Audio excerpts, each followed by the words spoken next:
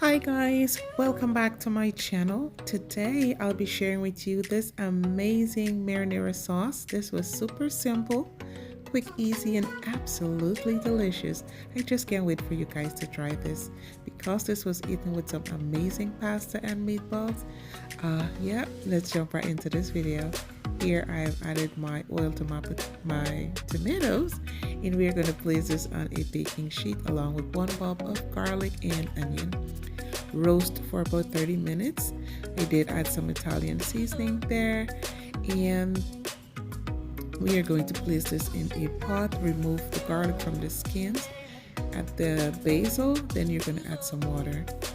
All right, you can season here to your likeness and taste, which I did, and I'll leave everything in the description box.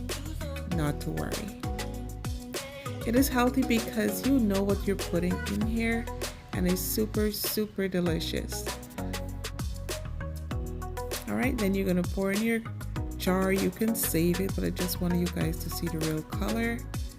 All right, no coloring is here. It's in this sauce. So yeah, if you guys have not yet subscribed, I hope you consider doing so. Love you guys. See y'all in the next video. Bye bye.